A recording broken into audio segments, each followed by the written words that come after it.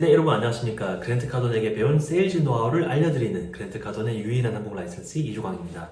제가 최근에 이 다양한 고객분들 코칭을 하다 보니까 재밌게도 반복적으로 나온 질문이 몇 가지가 있었어요. 그중 하나가 뭐였냐면, 우리가 영업을 할 때 이 많은 고객분들 만나셨습니까? 근데 그 중에서는 나랑 좀 맞는 고객도 있지만 반대로 나랑 맞지 않는 고객도 분명히 있다는 거죠. 그러면 이런 나랑 맞지 않는 고객분들 중에서 특히나 나를 싫어하는 사람들 혹은 나를 무시하거나 내가 연락을 드렸는데 답변조차 없는 분들, 이런 분들에게까지 내 시간을 쓰는 게 과연 필요한가? 이거 시간 낭비 아닌가? 내 영업을 하는데 이렇게까지 해야 되는 건가요? 하는 질문이 생각보다 많다는 겁니다. 그래서 제가 오늘은 그랜트에게 배운 내용 중에서 이 문제를 해결할 수 있는 세 가지 방법에 대해서 말씀을 드리고, 마지막에는 이런 걱정 자체를 안 할 수 있게 만들어드리는 비장의 한 가지 비결을 말씀드릴 테니까 꼭 끝까지 들으셔서 그 부분도 얻어가시면 좋겠습니다. 자, 그러면 이제 우리가 첫 번째로 해야 될 게 뭐냐? 영업 초기 단계에서 반드시 이 자격 검증이라는 걸 해야 됩니다. 냉정하게 말해서 지금 내 앞에서 이 대하고 있는 사람이 잠재 고객이 아닐 수 있는 거거든요. 예를 들자면 저 같은 경우에 지금 그랜트카돈에 이 영업 교육 프로그램을 판매하고 있는데, 적어도 상대방이 지금 영업을 하고 있는 사람인가, 영업을 안 하고 있더라도 영업을 하려는 사람인지 관심 있는 사람인지 저도 그 정도는 확인해야 그 뒤가 의미가 있다는 소리거든요.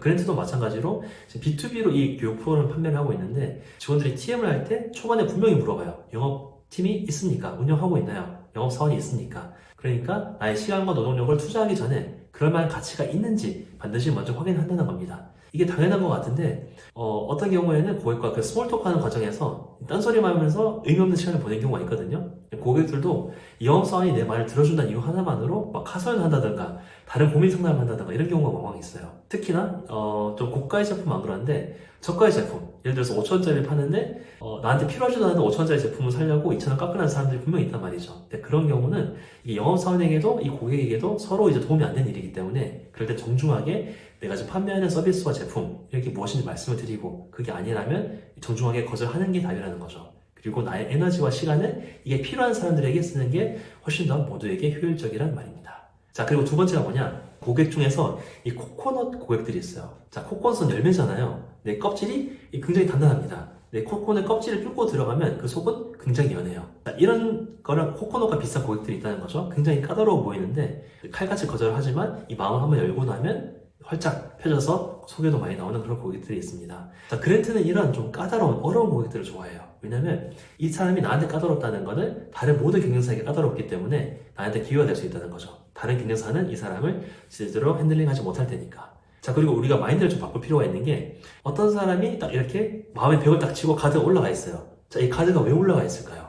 만약에 이 사람이 아예 뭐 돈이 없어요. 살 수가 없는 사람이야. 그러면 아예 관심조차 보지도 않고 그냥 지나칠 거예요. 그게 아니라 굳이 카드를 올리고 있다는 건 높은 확률로 내 말을 들으면 살 것 같으니까 그런 경우가 상당히 많습니다. 이걸 알고 있다면 이 사람이 당장 이제 좀 거절을 한다고 해서 이게 관심이 없다는 게 아니라 그게 다른 이유일 수도 있겠구나, 오히려 나에게 기회가 될 수도 있겠구나, 이렇게 생각하는 게 나에게 훨씬 더 유리하다는 점입니다. 자, 그리고 세 번째는 뭐가 있냐? 승자 독식이란 말이 있죠.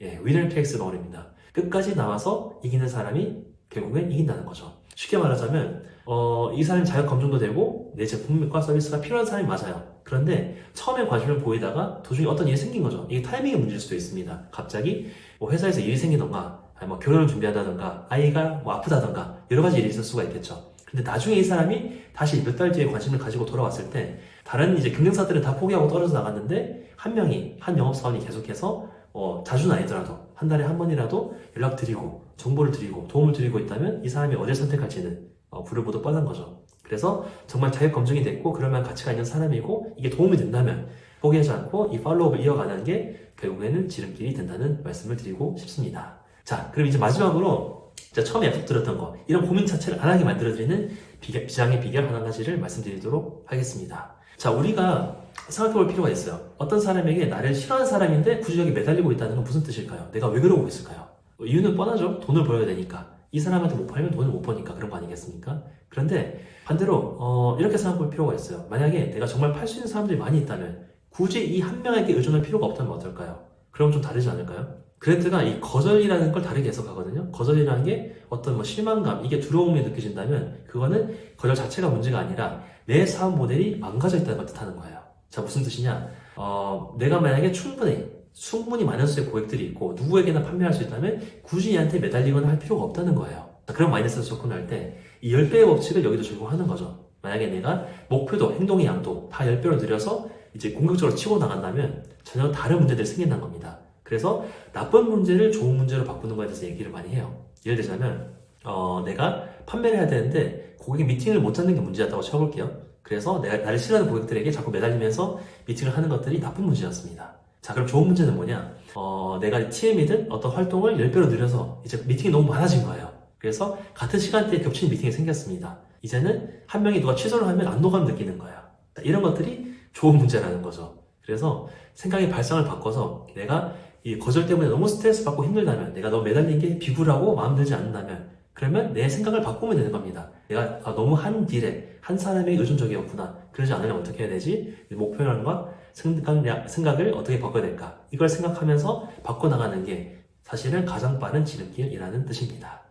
자, 오늘 제가 그랜트에게 배운 내용 중에서 여러분의 고민에 도움이 될 만한 내용들을 말씀드렸는데, 혹시라도 이런 그랜트의 영업 노하우가 더 궁금하신 분들이라면 제가 고정 댓글 달아놓을 테니까 확인해 보시고 또 많은 도움 받아가시면 좋겠습니다. 네, 감사합니다. 그랜트 카돈의 유일한 한국 라이센스 이종황이었습니다.